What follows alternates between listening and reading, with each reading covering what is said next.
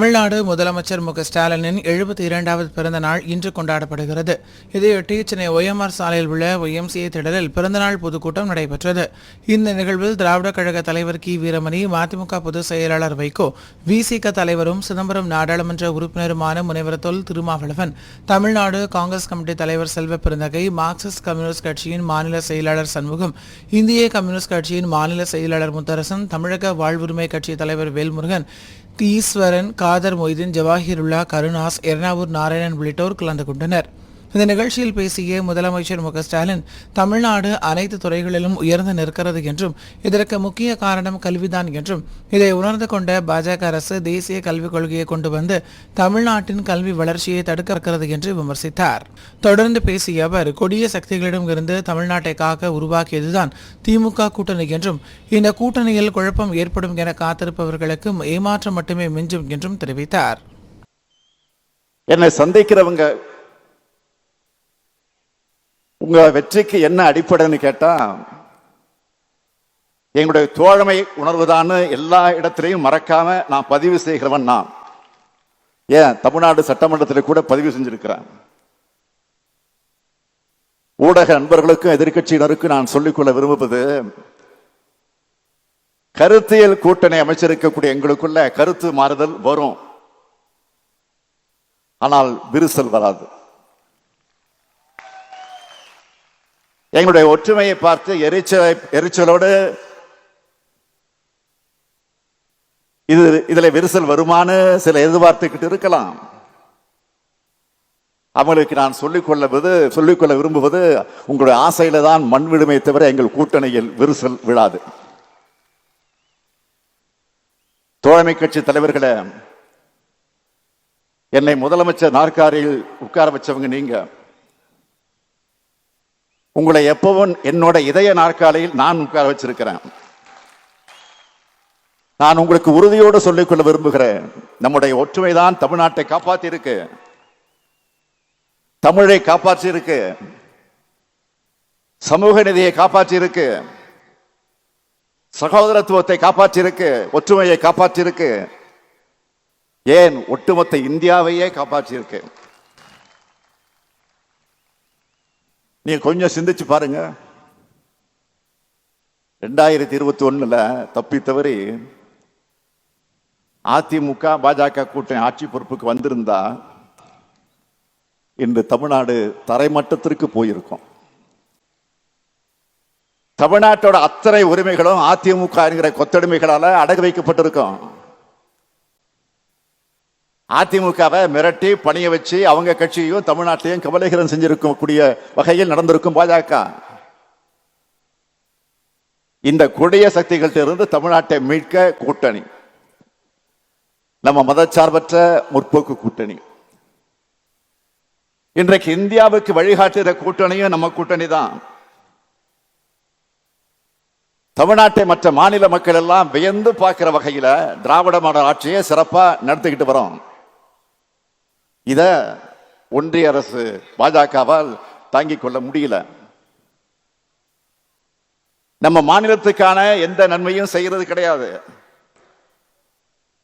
அப்ப என்ன செய்யறாங்க, என்ன திட்டமிடுறாங்க, எப்படியெல்லாம் தமிழ்நாட்டை வஞ்சிக்கலாம்னு பார்த்து பார்த்து செய்யறாங்க. நீட் தேர்வை திணிச்சாங்க. புயல் வெள்ளம் பேரிட வந்தா நிதி கொடுக்கறது இல்லை. இப்படி தொடர்ந்து வஞ்சிக்கிறாங்க. இப்ப சமீபமா தமிழ்நாடு எதனால முன்னணி இருக்குன்னு பார்த்தவங்க, கல்வியால தான் இவங்க முன்னிலையில் இருக்காங்கன்னு தெரிஞ்சுக்கிட்டு அந்த கல்வியை சீர்குலைக்க தேசிய கல்விக் கொள்கையை திணிச்சா இவங்க கீழே போயிடுவாங்கன்னு நினைச்சாங்க. அத நாம ஏத்துக்கல. அதனால உடனே நிதி தரமாட்டோம் அப்படின்னு சொல்றாங்க. நான் வேதனையோடு சொல்கிறேன், பள்ளி குழந்தைகள் ஆசிரியர்களுக்காக சம்பளம் தர நிதியில கூட கை வைக்கிற அளவுக்கு கொடூரமானவங்க கையில இந்தியா சிக்கி இருக்கு. ஒன்றிய அமைச்சர் தர்மேந்திர பிரதான் என்ன சொல்கிறார், தேசிய கல்விக் கொள்கையை தமிழ்நாடு ஏத்துக்கிட்டாதான் நிதி விடுவிக்கப்படும், மும்மொழி கொள்கை ஏத்துக்கலன்னா நிதி ஒதுக்க சட்டத்தில் இடம் இல்லைன்னு மிரட்டுகிறார். நான் கேட்கிறேன், எந்த சட்டத்தில் இப்படி இருக்கு? மும்மொழி கொள்கையை அனைத்து மாநிலங்களும் ஏத்துக்கணும்னு இந்திய அரசியலமைப்பு சட்டத்தில் இடம் இருக்கா? இந்திய நாடாளுமன்றத்தில் நிறைவேற்றப்பட்ட சட்டமா அது? உங்களால ஒரு நீட் தேர்வைய குற்றச்சாட்டுகளுக்கு இடமளிக்காத வகையில் நடத்த தெரியல. நீங்க தமிழ்நாட்டுக்கு அட்வைஸ் பண்றீங்களா? பேரு தான் தர்மேந்திர பிரதான், ஆனா தர்மமே உங்ககிட்ட இல்லையே.